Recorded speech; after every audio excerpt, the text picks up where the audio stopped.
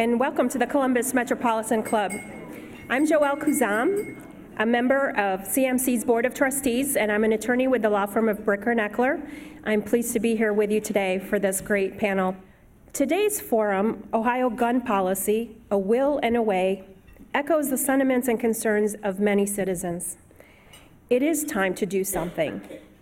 Too many times over the past several years, tragic events have come and gone, the outrage passes, and much needed reform lingers in the halls of government until the next tragedy. When these tragedies happen, it is the mayors of those affected towns that must answer difficult questions, deal with the media, the families, the heartache, and the anguish that results. It is the mayors of our towns and cities who must have the courage and the platform to speak out, and to call on those in the Statehouse to set aside their differences and take action to do something. Please help me in welcoming our panelists today. In the middle, we have Republican Mayor of Findlay, Christina Mern. To her immediate right, Democratic Mayor of Bexley, Ben Kessler. And to my immediate right, Republican Mayor of Lancaster, David Scheffler. And our host journalist at Statehouse News Bureau, Andy Chow, is with us and will lead the conversation.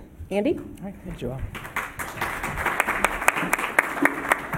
Well, just to sort of lay the groundwork of where we are today and how we got here, of course, I'm sure it's no surprise to everyone that the events of August 4th played a huge role in all of this, of where we are right now. In the early morning hours of August 4th, a gunman opened fire in a busy district in Dayton, killing 9 people and injuring dozens of others. Later that night, Governor Mike DeWine went up to give a speech at a memorial, and the crowd interrupted him, chanting, "Do something." The governor, just 56 hours later, said that he took that message to heart, then rolled out an extensive 17-point plan to reduce gun violence. He said that those chants on the night of memorial really spoke to him. And then he laid out this 17-point plan. It has different provisions regarding expanding access to mental health treatment, creating stiffer penalties for gun crimes, and then perhaps most controversially are these 2 proposals for gun regulations. One is the so-called red flag law, or what the governor is calling a safety protection order, and then expanded background checks, which would close the so-called gun show loophole. These are 2 measures that have been debated at the Statehouse in the past, that have been discussed in the past, and have not gone anywhere. They've been supported by Democratic lawmakers for a while. They've recently received more and more support from Republican lawmakers. Perhaps most notably, last year, Governor John Kasich was pushing for his own version of the red flag law. So that sets up where we are today as far as what kind of gun regulations are on the table at the Statehouse and what kind of gun regulations the mayors who are up here might be speaking to or fighting for. So what I want to lay out right now is just going down the table. We can start at the end with Mayor Scheffler.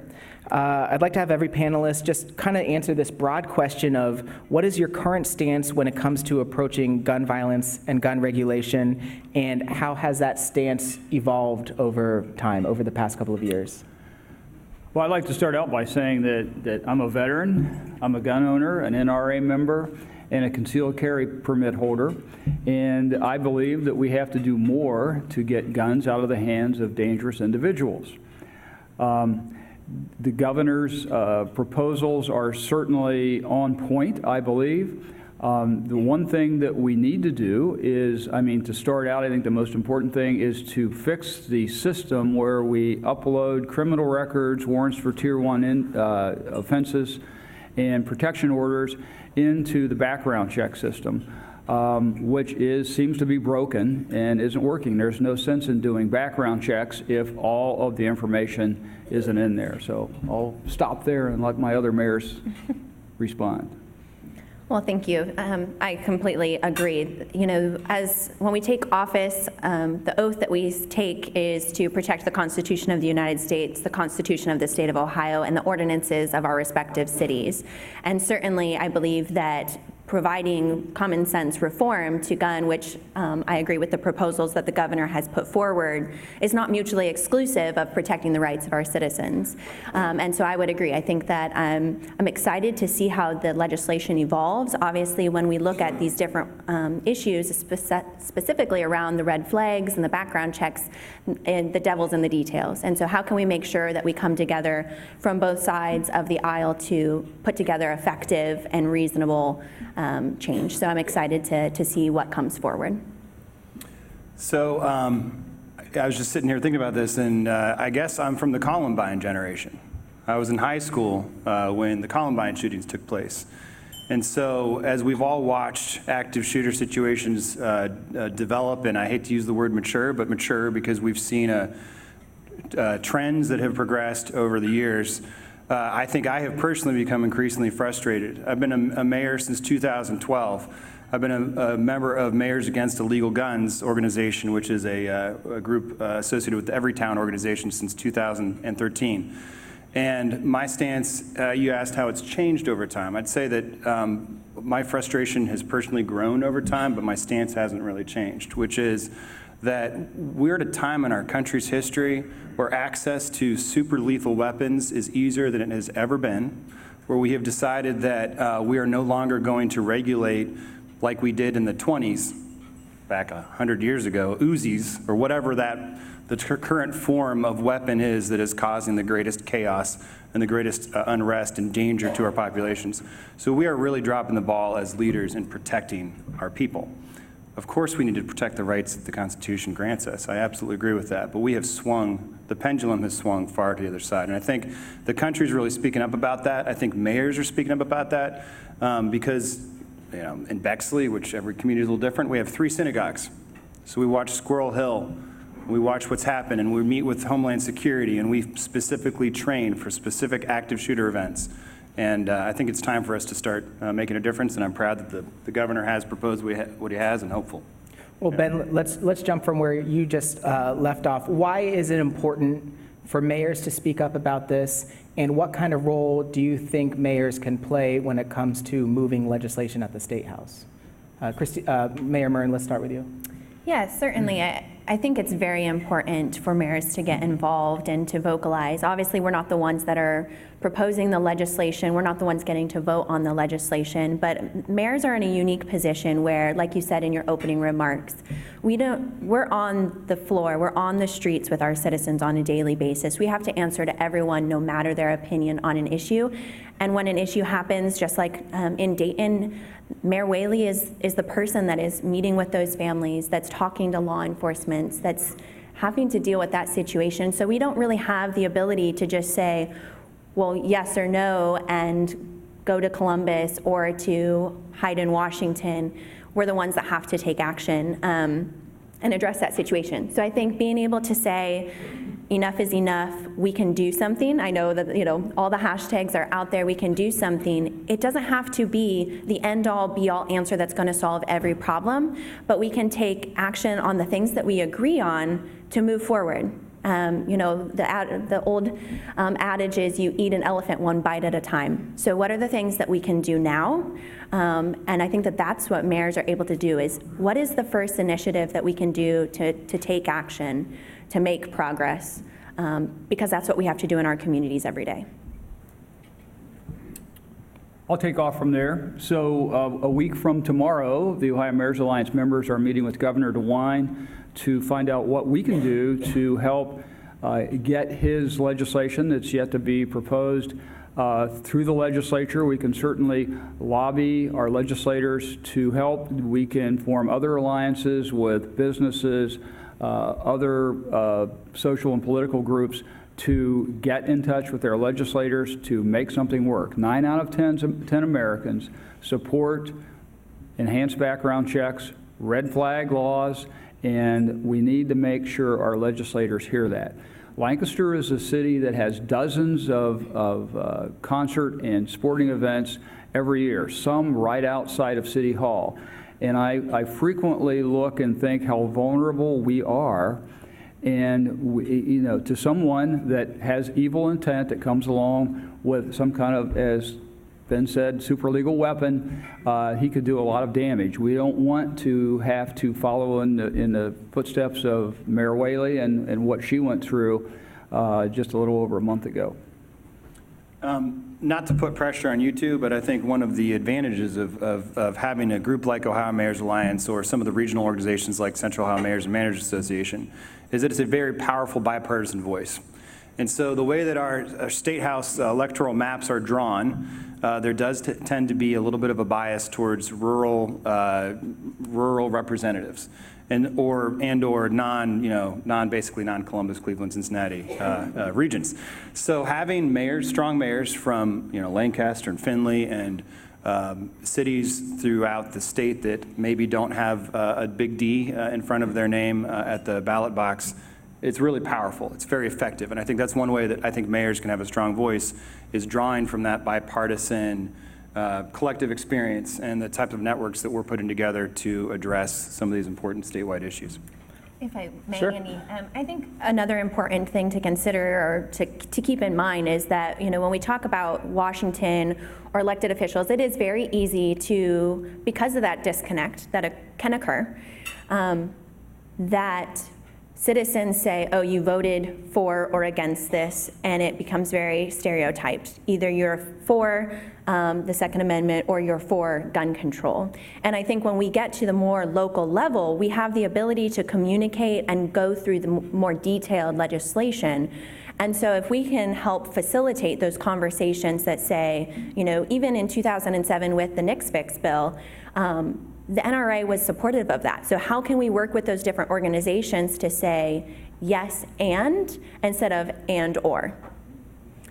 So let's talk about the proposals that are on the table. As been mentioned, there's no actual bill language. The specifics have yet to be released, but the two big ones are, again, the red flag law, or what Governor DeWine is calling the safety protection order. Now, this creates a system that allows the court to confiscate weapons from somebody who's deemed to be a threat to themselves or to others. This is something that can come up if a complaint is made by a loved one or a friend, and we don't know, depending on the legislation, maybe anyone. So that's the safety protection order, or what we've been calling the red flag law. Then the other thing would be expanded background checks. Background checks are mainly required already for most transfers and most gun sales, but they're not required for personal transfers. So places like gun shows, online sales, there are ways to get around a background check if somebody wants to obtain a weapon. Those are the two big issues that are on the table, two big proposed regulations that have been met with resistance at the State House right now. When it comes to red flag laws, when it comes to expanded background checks, Mayor Kessler, we can start with you. Where do you stand? I mean, I'm guessing it's clear where you stand. Oh, yeah? But where do you stand on those specific issues? So I think what is helpful, I think, is to have a diverse set of tools. I do think that the devil's in the details when you talk about this proposed legislation. So what does a red flag law look like? There's a due process to that. It could be incredibly cumbersome to actually enact as a local municipality through law enforcement. There are a lot of concerns potentially with that. But having that tool, we can point back to past active shooter situations where that tool would have been helpful in retrospect. Maybe not most of them, but maybe some of them. Universal background checks, widely supported by Americans, and I think sort of a no-brainer, in my opinion. I think you'll be surprised to hear me say that. I think that we should be talking even beyond what Governor DeWine has proposed. I think assault rifle ban makes sense. I think that we had it as a country for many years, and it was effective. And I think that we have seen some of the ill effects of releasing that ban. So I'm supportive of what Governor DeWine has put forward in concept. I think devil's in the details. I would agree. As I stated earlier, I'm definitely a proponent of having better databases to track. We are in an age where we can get so much information, and I think government is one area where sorely lacking in utilizing data and processes. So I was interested in kind of understanding when they said, okay, background check access, you can only have access to the national database background check system if you are a federally registered or federally licensed gun dealer. So I went in and looked at what it takes to be able to get access to that. If you are just a kind of store owner or selling at gun shows, to my knowledge, and I am not an expert on this, but when I looked at the application, which was only 4 pages long, had a lot of detailed information, it was a $20 fee to be able to get access to that. Now, if you are a manufacturer, it was $3,000. So I think that it's very reasonable for people to get access. If we're concerned about individuals being able to transfer a gun, if I personally own one and want to sell it to my next door neighbor, I think we need to look at a process that makes sense for them to be able to do a background check by entering a driver's license, birth date, and some form of information. It doesn't have to be a long, cumbersome process, but what can we do with data and technology to make people have access to do basic background information? And then more importantly to me is definitely making sure that the background checks and that system are complete. It doesn't do us any good to check backgrounds if the information's not in there. And so certainly in our community, our law enforcement would be happy to make sure that that information is in there. But if not everybody's doing it, it's not going to be any good. Right, and I think the governor has demonstrated very clearly that that background check system doesn't work. I want to bring up another point about gun fatalities that we don't talk about very much because the mass shootings get all the headlines. But in the state of Ohio, in the last 10 calendar years, there were 13,001 gun-related deaths, resulting in 484,000 years of life lost. 60% of those deaths were suicide. They weren't mass shootings. In the city of Lancaster, in those 10 years, we had 47 firearm fatalities. 85% of them were from suicide. And the red flag rule will not only keep firearms out of people with evil intent, but people who want to do themselves in may be prevented from buying or having guns if the red flag rules work or the safety protection orders work, and the family is able to go have the guns removed from that person's custody. So there's two sides to this. It's the mass shooting issue, but suicide is really a huge part of firearms fatalities. So the three of you laid out reasons why one might want to support something like this, but there is pushback from several groups. The Buckeye Firearms Association and other gun rights groups have brought up issues when it comes to the red flag law, when it comes to confiscating property and moving away from due process. Are there concerns about this kind of confiscating without due process, and is that something that raises concerns for you? I'd be happy to comment on that, certainly. I would not be able to support red flag legislation if there's not due process included. Obviously, if we look at history, it's a slippery slope. If you start allowing folks to take weapons away, start to designate people as mentally unstable without a clearly defined process, it can be in itself weaponized. And so I think that it's very important that and that's exactly why we have to work together and make sure that constitutional organizations are involved in that process to take steps to put together solid legislation that can be implemented effectively. I'll address that from another angle.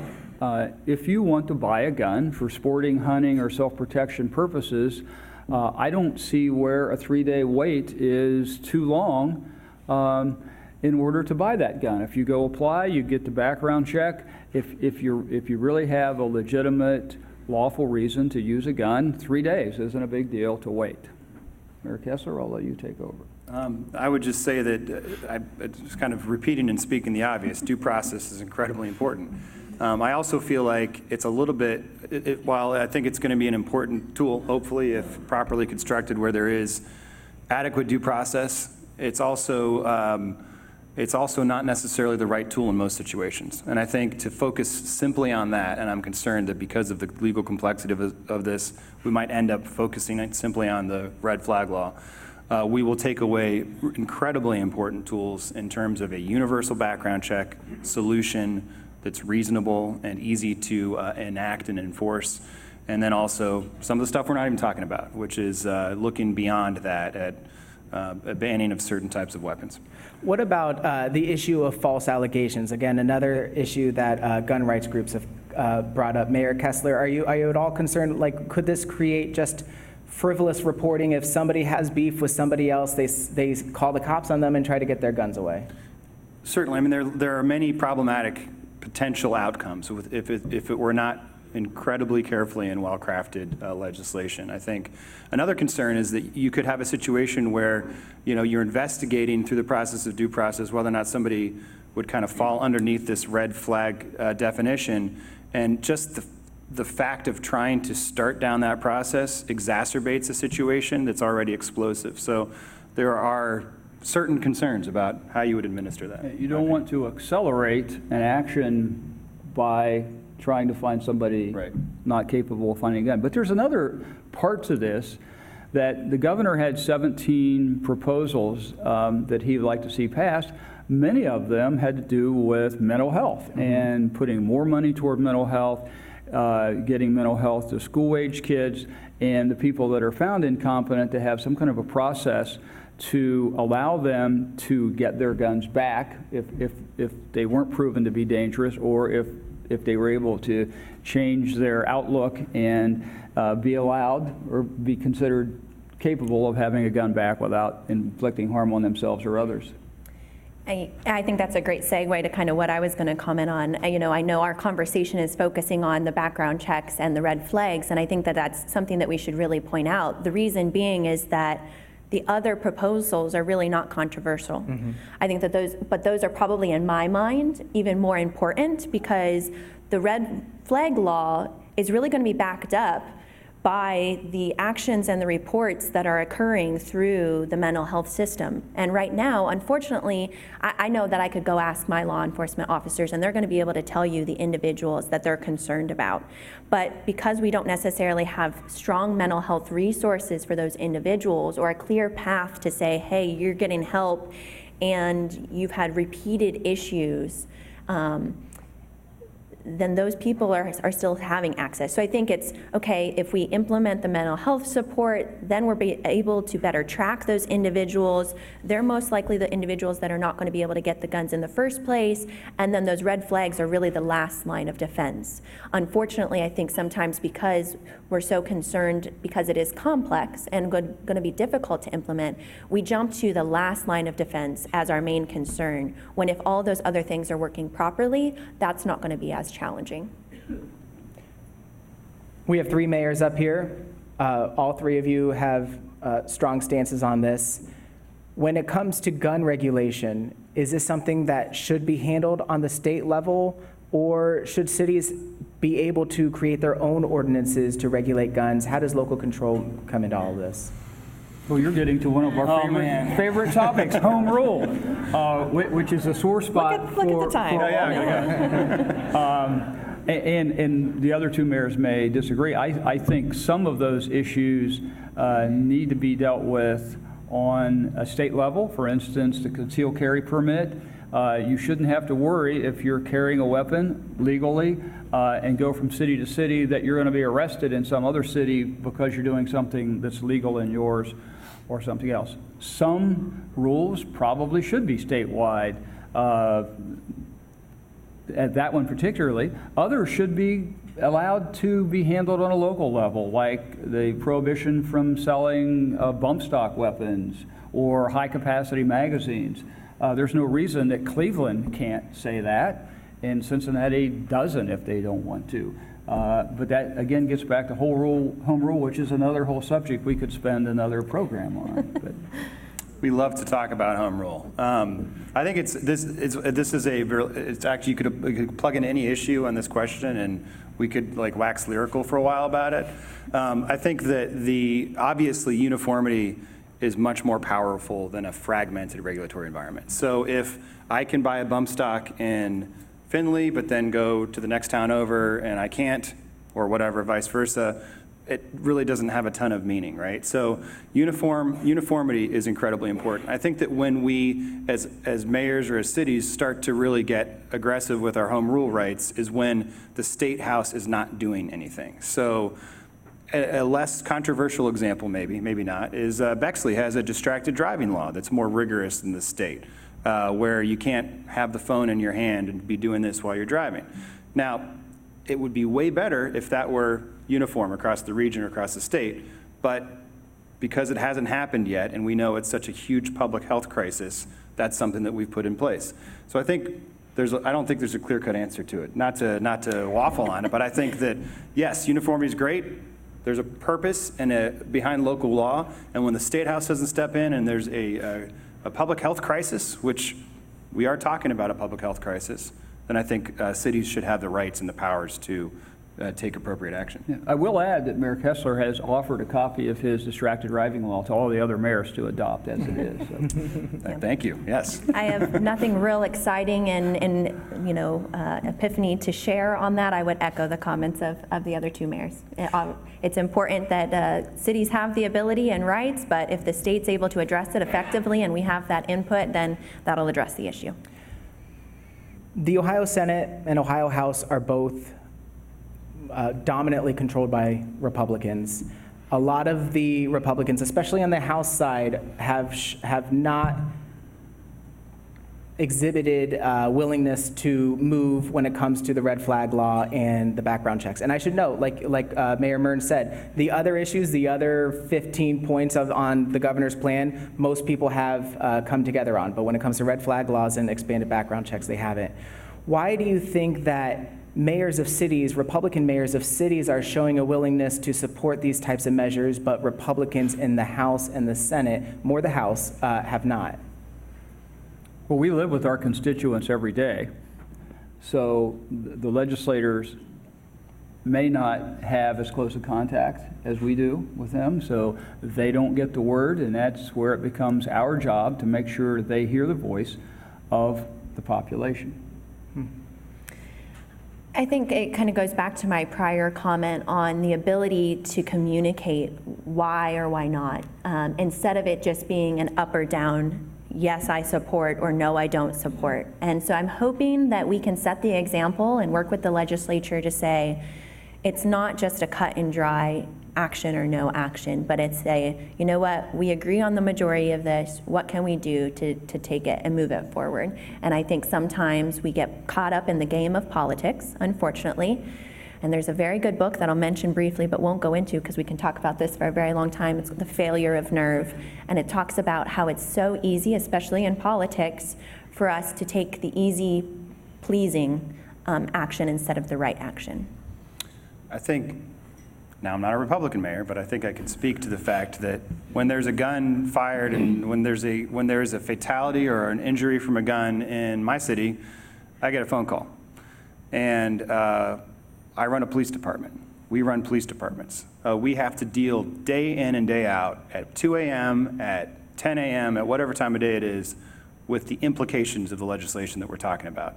And there's nothing more powerful than of an experience than realizing there is a weight to this, there's a severity to this, there's a seriousness to this that galvanizes us, I think, to caring about this in a very personal way.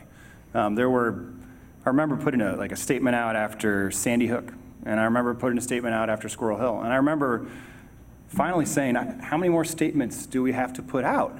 I mean, how many more times do we have to listen to, well, okay, they'll agree with mental health funding, but we're not going to talk about universal background checks?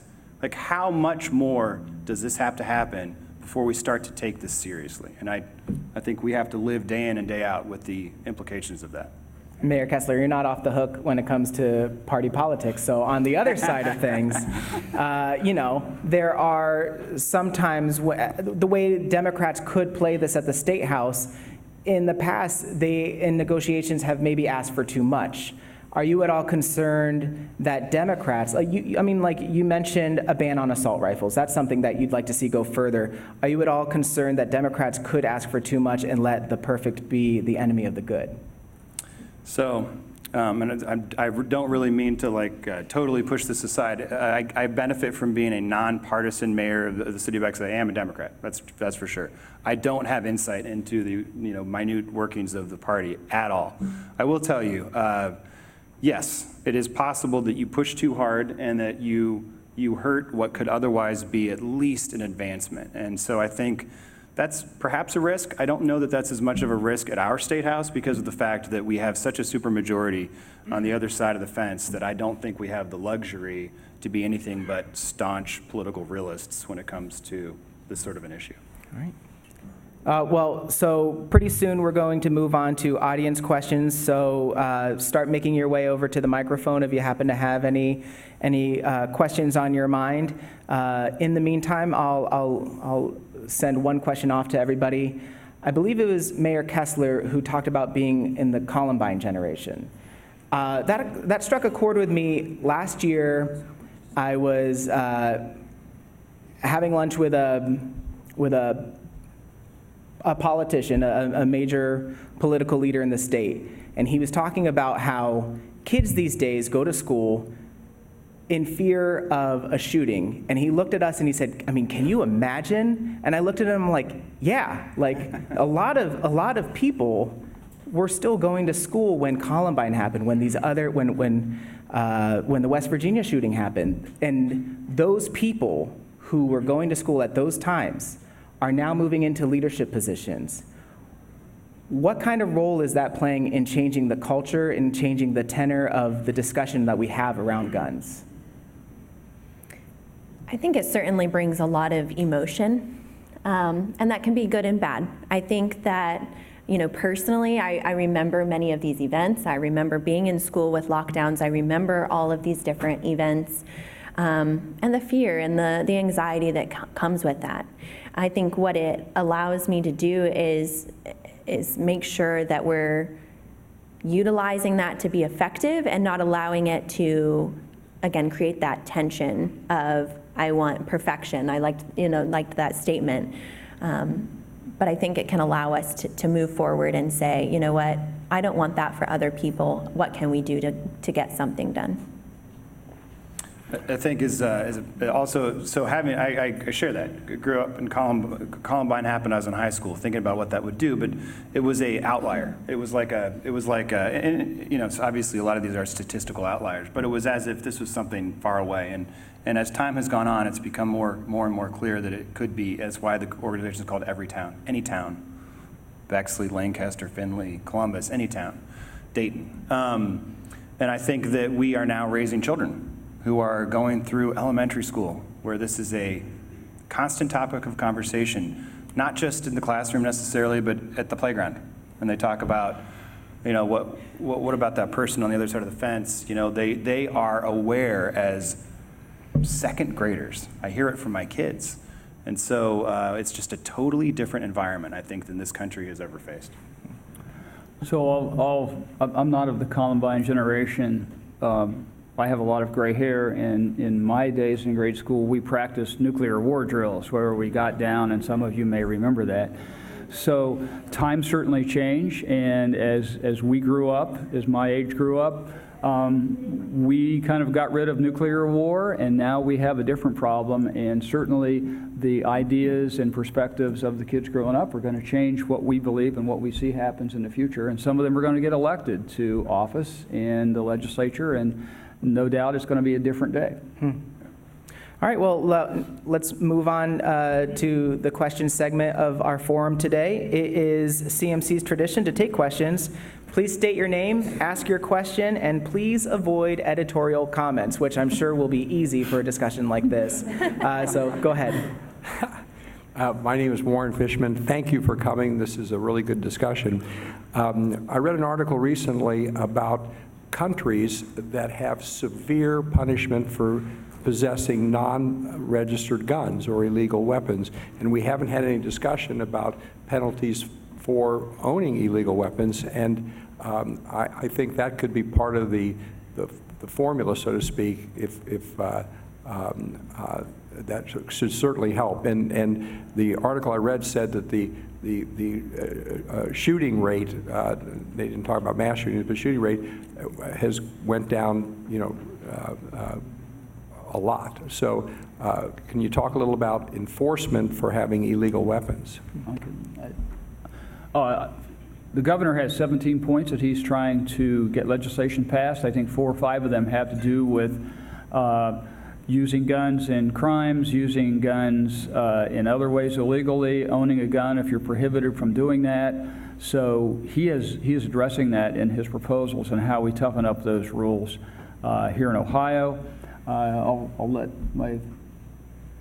I don't think they specifically talk about just owning illegal weapons. I think really the first part of that is how do you define that? So I think that's certainly something that could be discussed. That's not part of the current proposal. However, I would agree. I think some of the steps that are being taken in the current proposal with harsher punishments and looking at those different areas will be that kind of first step towards that. So I had the privilege in college of living for 4 years in Scotland. I went to the University of St. Andrews in a country where gun culture is dramatically different from how it is in America, and culture in lots of other ways. But what is interesting is being immersed in that culture, you have a totally different sensation, a different type of anxiety that might occur around weapons and about types of interactions that you might encounter, and maybe in a neighborhood you don't feel safe in. It's a very different, palpably different environment. I don't think our country is bad at penalties. We seem pretty good at penalties. We have lots of penalties, and we are very well, we have a lot of law, lots of penalties around illegal guns. I think the problem is, what is the definition of illegal guns that we're enforcing? Okay. Thank you. Steve Steinberg. I've been a trauma surgeon my entire career, and I've been director of our Division of Trauma at Ohio State for the last dozen years or so. I did have an editorial comment, but I won't make it. I would like to thank Mr. Scheffler for bringing up the issue of suicide, but not only suicide, there's a third arm to this story, and that is what I would call more casual, everyday use of guns and commission of crimes that result in deaths and injuries. So, Mr. Kessler, you talked about your experience in Scotland. We have trouble defining what's legal, what's illegal. But in other countries, as you pointed out, there is no discussion because all guns are illegal. And that experiment's actually been done in this country, too, in a number of different cities, in Chicago and Philadelphia and probably others, that have shown that just decreasing the number of firearms on the street reduces firearm trauma, which is not a big shocker. Why? I'm not so naive to understand that politics is the art of what's possible, and it's probably not possible now, but why can't we even discuss as part of a family of interventions reducing the number of guns on the street?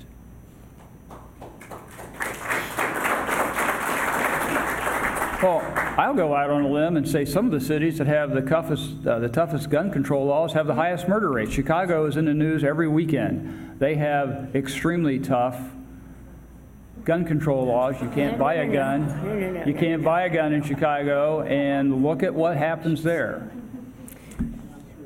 I respect Mayor Scheffler. I respect you quite a bit. I do feel like I've read a lot of these studies myself. There is a very distinct corollary between proliferation of weapons and homicide rates.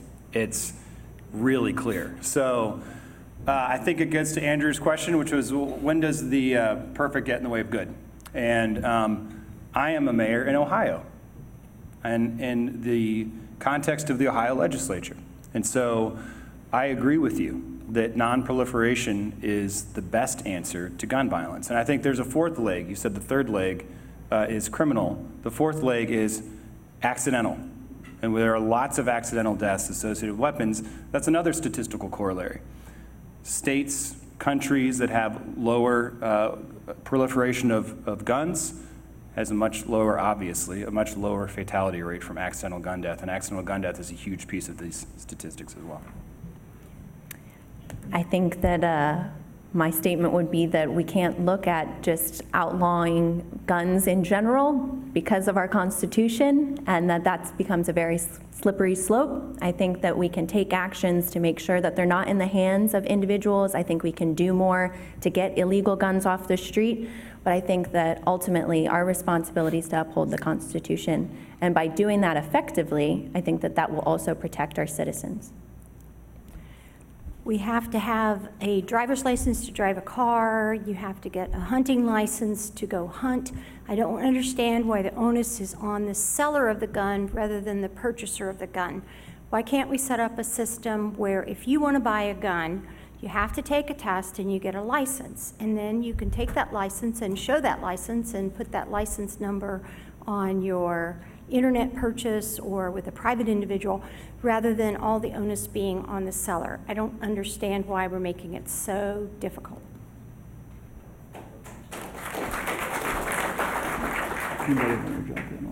Go for it. Or you want me to? I agree with that, so I don't know what I have to add to that. I think that's a great idea.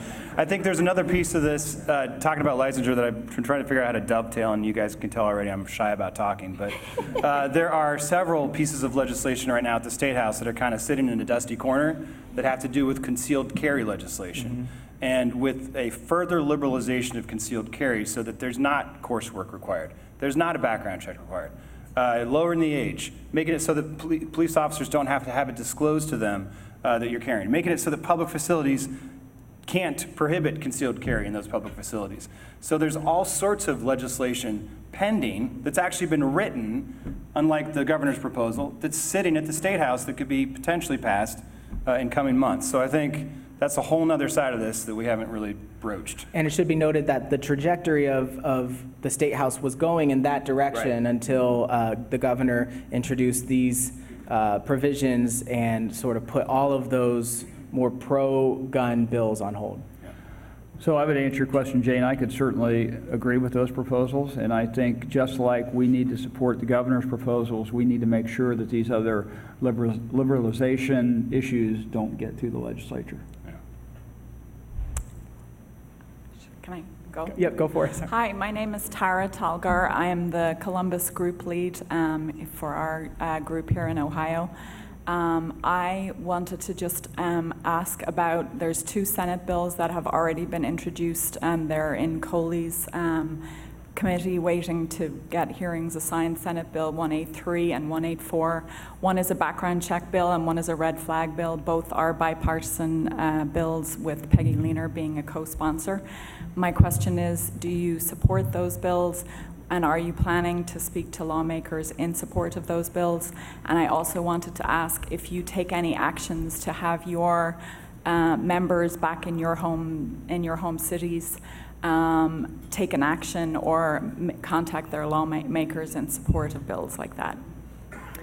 I can comment on that. I haven't read through those specific legislations. Certainly I'm in support, again, of taking appropriate actions toward background checks and some of those other legislation. I think in the case of this, certainly once we see the legislation proposal from the governor, and once I feel comfortable with it, I'll encourage others to, and I speak with my legislator very often, and will encourage him to take the appropriate step based off of my view on that.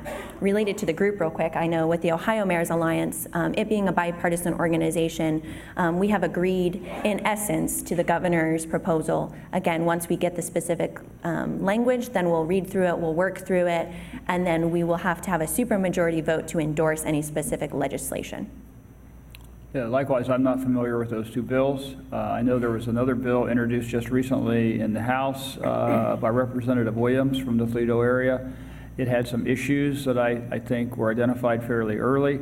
So I agree with Mayor Murren. We have to wait and see the governor's proposals, see what we can get behind. And I'm pretty sure based on the preliminary read of what he has put out there, I think the Ohio Mayor's Alliance can be behind that, and we'll move forward in that regard. And I think added to that, I have Council President Lorianne Fables here from Bexley. Bexley Council has passed resolutions in the past as they pertain to some of the legislation of the Statehouse. I think what I said before is critical, which is it's important to find mayors and city council members and elected representatives who are constituents of potential opponents at the State House of this sort of legislation, because they are going to be the most powerful voices. So go to your city councils and get those resolutions. Make sure that they're taken to the State House and that they're read. Make sure that the mayors who have in districts that have strong Republican representation in Ohio are talking to their legislators. And again, the groups like the Ohio Mayors Alliance are incredibly important. Central Ohio Mayors and Managers Association, we have Mayor Sloan Spalding from New Albany over here.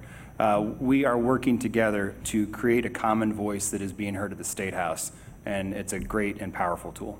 Okay, And if you wouldn't mind, I would also encourage everyone to take the opportunity to read both the support and against, and get differing views on the topics, and make sure, again that emotion is utilized appropriately and rather than combatively. I think, unfortunately, it's so easy, especially in the social media age, to come out and you got to be for this or you got to be against this, and not necessarily provide information and say, please take the time to educate yourself, do your own research, make an informed decision.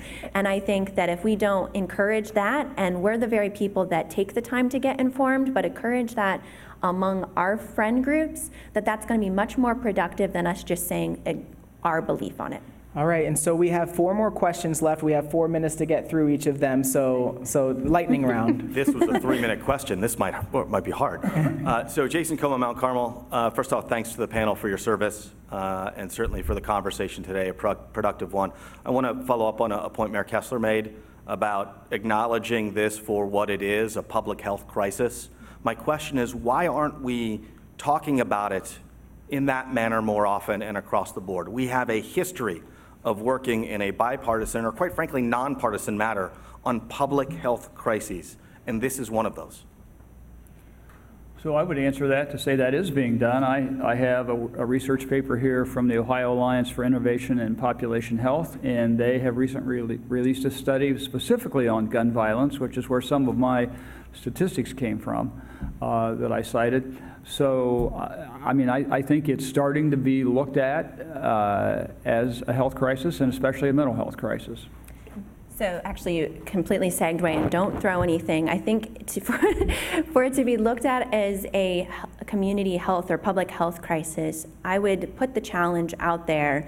Is our goal in addressing this to address gun control, or to address mass violence? And I think when we say, okay, if we want to stop violence, and especially kind of these larger events, what is the underlying cause? And many times it is that mental health component.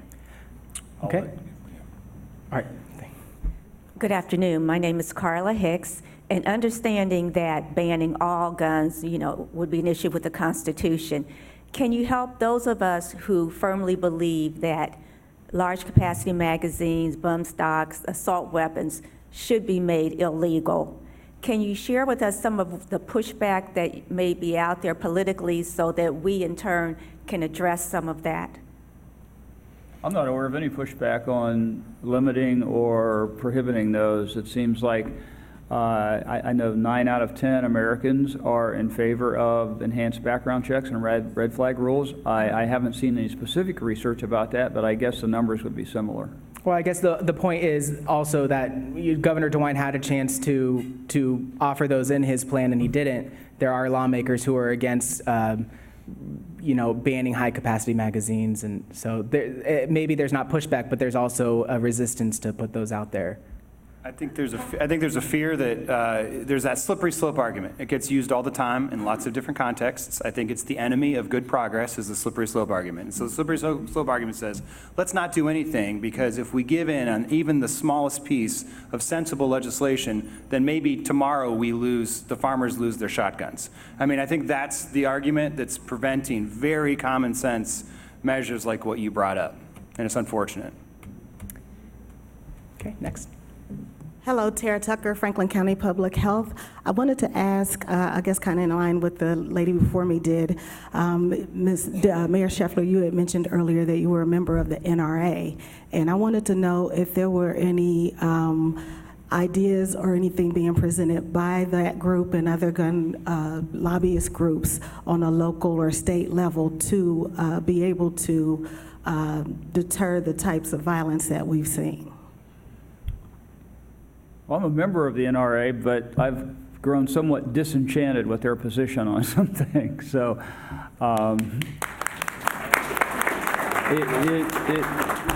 it seems like they've gotten more radical, and like Mayor Kessler said, they're familiar users of the slippery slope theory that if we give on anything, we'll lose all of our rights to own guns, and I don't agree with that.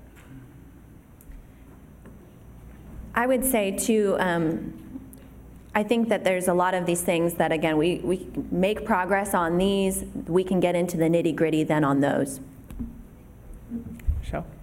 Rachelle OConnor. I'm retired, and I've spent a lot of hours at the Statehouse listening to testimony. And with Moms Demand Action, we also have a group, Students Demand Action.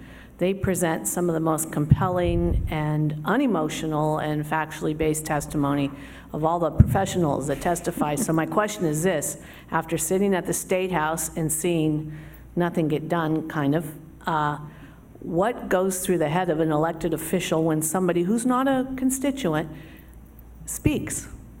Because the students are speaking, and they're speaking loud and clearly and very eloquently, yet they're not your constituent. What goes through your mind? Well, I would say it's probably pretty different than what goes through the minds of the individuals at the Statehouse, and I have great relationships with all of them. They have a different job than we have. So I think as mayors, when something happens in another community, it hurts my heart as much as it hurts when something happens in my own community, because we understand what that mayor is going through. We care about people deeply. And I know the legislators do as well, but they also are so focused on the language. And so I think that what they're thinking of is, how do we implement that? How do we fund that? How do we work through that? And they get so many voices that sometimes they probably have to filter it out for their own sanity. We, for better or for worse, Bexley recently passed a single-use plastics ban. And that kind of was born, thank you, constituent. That was kind of born out of a mock council meeting with third graders. And they raised that issue and they passed it in their mock council. And from that, an idea that had been stirring got some legs and carried. So I think that kids, whether or not they can vote, have a very powerful voice. I think I and I think most of us here benefit from not having special interest groups constantly at our ear, right? And so I think that we probably have just a slightly different audience sort of interaction than I think maybe legislators do at the Statehouse. Not to ignore your question, but to circle back to home rule one more time, I know the Bexley Council passed that, and I think the state legislature might be considering eliminating that, so we like home rule. Thank you. Thank you, Mayor. If I may, I just wanted to make one final comment. I think it's great that we have the Ohio Mayors Alliance. I think it's great that you all invited diverse viewpoints on this topic. I think as a Republican, my hope is that we can get something done in the state of Ohio that then is able to be utilized in other states, and to set that example. It's a challenging topic. It's not easy to implement. It's an emotional thing, but ultimately, Ohio is a perfect state to be able to put something together that hopefully we can see then used in other states or federally. Ditto. Awesome. Well, I hope you found today's bipartisan forum to be inspiring, and that you will be motivated to also do your part. And I also wanted to call out to you that on October 2nd, CMC will be hosting Dayton Mayor Nan Whaley. So now, if you would please help me show our appreciation to our guests, the Honorable Mayors Christina Murren, Ben Kessler, and David Scheffler, and our host, Statehouse News reporter Andy Chow.